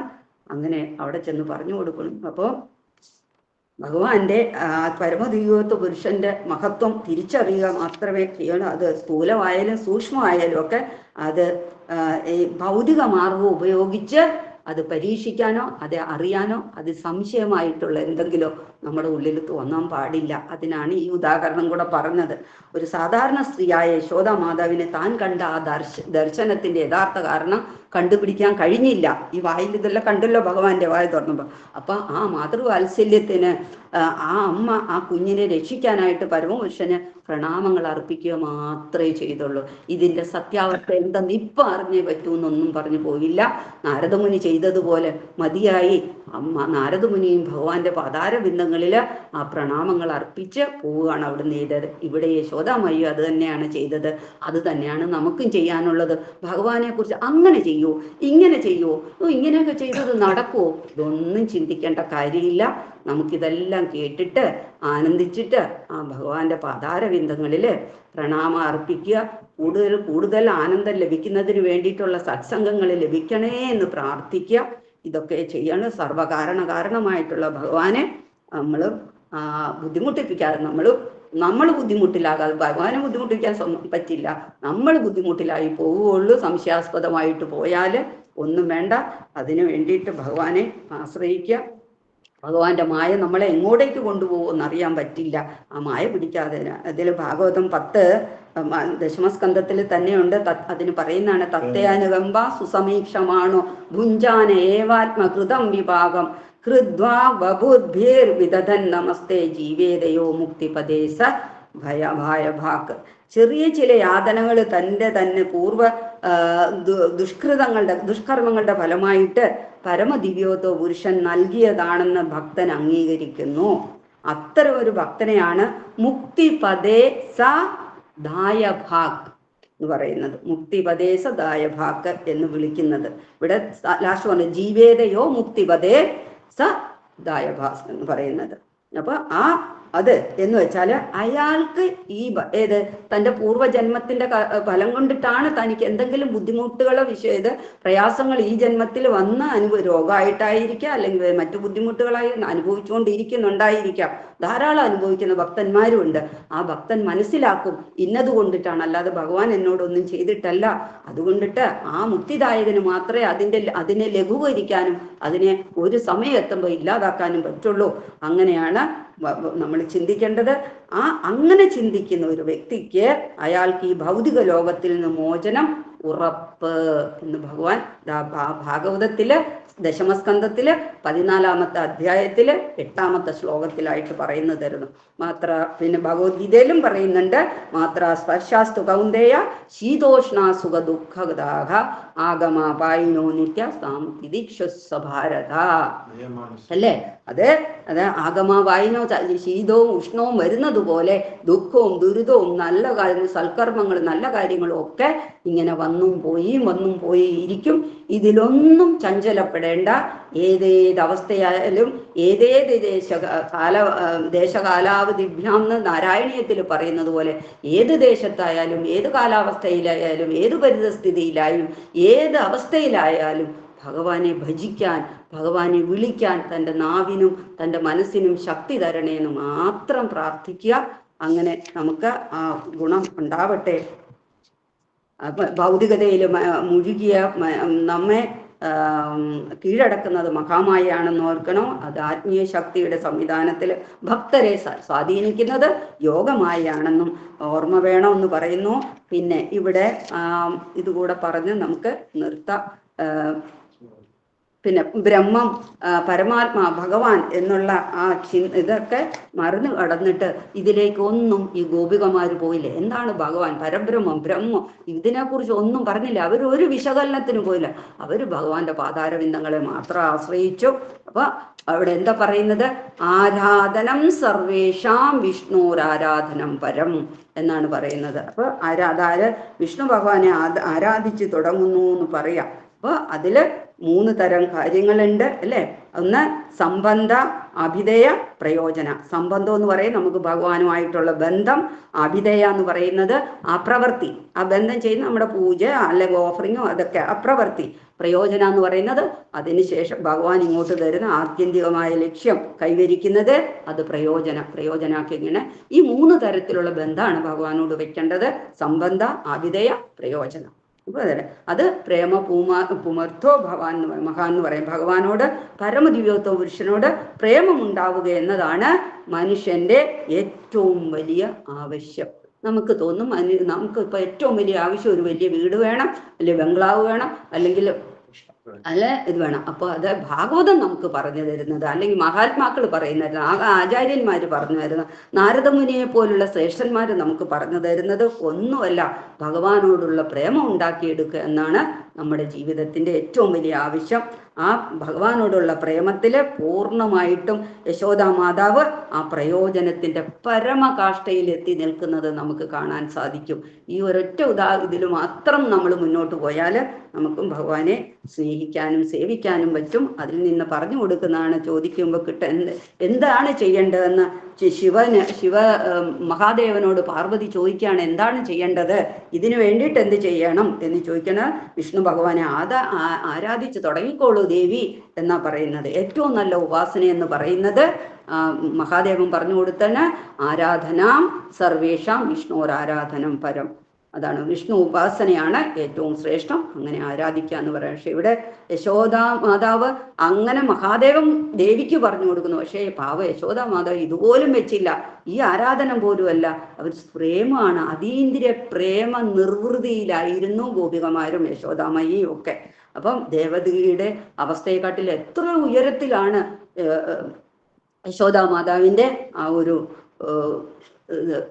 പദം എന്ന് നേടുക, മനസ്സിലാക്കുക. നമ്മൾ ആത്മസാക്ഷാത്കാരത്തിന്റെ അത്യുന്നതയിലേക്ക് ആ ഭഗവാൻ അവരെ എത്തിച്ചു. അതേതാശ്രയം പ്രേമ പാരവശ്യം മാത്രം കൊണ്ടിട്ട്. അപ്പൊ അവർക്ക് ഇത്രയും സാധിച്ചതെന്ന് പറഞ്ഞാൽ, യശോദാ മാതാവിന് ഇതൊക്കെ സാധിച്ചതെന്ന് പറഞ്ഞാൽ നമ്മൾ പറഞ്ഞല്ലോ, അവരുടെ പൂർവ്വജന്മത്തിലുള്ളത് ഭക്തിയുത സേവനം കൊണ്ടിട്ട് അവര് ഭജിച്ചിരുന്നു. അപ്പൊ ഇവരൊക്കെ അതിന് 2 തരം ഇതുണ്ട്. നിത്യസിദ്ധി, 2 കാര്യങ്ങൾ കൂടെ പറഞ്ഞോട്ടെ. നിത്യസിദ്ധി, സാധനസിദ്ധി. അപ്പൊ നിത്യസിദ്ധ എന്ന് പറയുന്ന 2 തരം രീതിയിലാണ് ശുകദേവ ഗോസ്വാമി എന്ന് പറയുന്നത്. ഇങ്ങനെയാണ് 2 തരം സിദ്ധികളുണ്ട്, നിത്യസിദ്ധിയും സാധനസിദ്ധിയും. ഇതിൽ നിത്യസിദ്ധി നേടിയിട്ടുള്ളവരാണ് ദേവകി വസുദേവന്മാരൊക്കെ. അവര് അതായത് ഭഗവാൻ നേരത്തെ നിശ്ചയിക്കും, ഭൗതിക ലോകത്ത് ജന്മം എടുക്കണം എന്ന് ഉദ്ദേശിക്കുമ്പോൾ തന്നെ അച്ഛനമ്മമാരെ അവിടുന്ന് തന്നെ തീരുമാനിച്ചിരിക്കും. അപ്പൊ അവര് നിത്യസിദ്ധിയുള്ളവരാ. പക്ഷേ സാധനസിദ്ധി എന്ന് പറയുന്നത് അങ്ങനെയല്ല.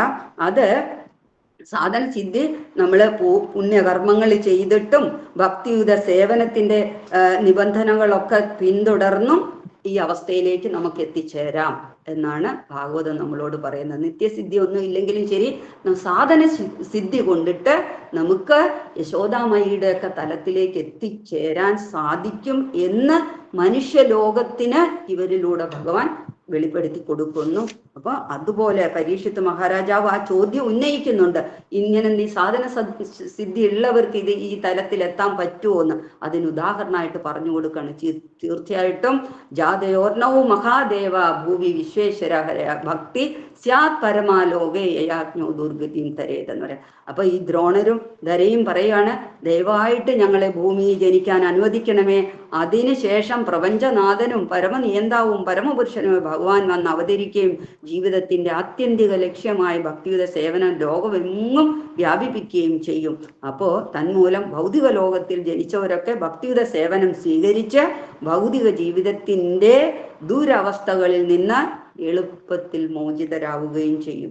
അപ്പൊ നമ്മളിപ്പോ ചെയ്തുകൊണ്ടിരിക്കുന്നത് നമുക്ക് തന്ന ആ ഗുരുക്കന്മാർ എത്ര ശ്രേഷ്ഠരാണ്. നമ്മളെ ഇങ്ങനെ അല്ലെ വീട്ടിൽ വെച്ച് ആരാധിക്കാം, പൂജിക്കാം. നമ്മൾ വെക്കുന്നത് ഓഹരി ഭഗവാന് ആദ്യം തന്നെ ഭഗവാന് ഓഫർ ചെയ്തതിന് ശേഷം കഴിക്കാം.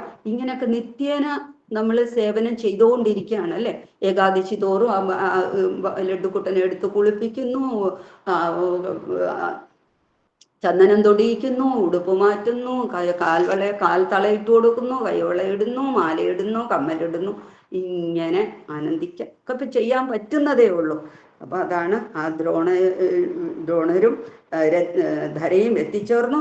അവരാണ് നന്ദഗോപരും ഭക്തി യശോദനായിട്ട് വന്നിരിക്കുന്നത്. എന്ന് വെച്ചാൽ സാധന സിദ്ധനായ ഒരു സാധാരണ മനുഷ്യന് കൃഷ്ണന്റെ അച്ഛനോ അമ്മയോ ആകാൻ സാധ്യമല്ല എന്നില്ല. ആ പദവി നേരത്തെ നിശ്ചയിച്ചു കഴിഞ്ഞാണ്. പക്ഷെ യശോദയും നന്ദഗോപരും മറ്റു വൃന്ദാവനവാസികളായിട്ടുള്ള അവരുടെ പരിജനങ്ങൾ പാലിക്കുന്ന എല്ലാവരും അങ്ങനെ തന്നെയാണ്. അവിടെ വന്നിരിക്കുന്ന എല്ലാവരും യശോദ നന്ദനന്മാർ അനുഭവിക്കുന്ന പുത്രവാത്സല്യവും മമതയും അനുഭവിക്കാൻ സാധിച്ചതൊക്കെ അങ്ങനെയാണ്. ഭഗവാന്റെ വരവെന്ന് പറഞ്ഞത് പരിത്രാണായ സാധൂന വിനാശായ ചതുഷ്കൃതാം എന്നാണല്ലോ. അപ്പം ഇങ്ങനെയൊക്കെയാണ് വന്ന് ചേർന്നത് എന്ന് പറയാ.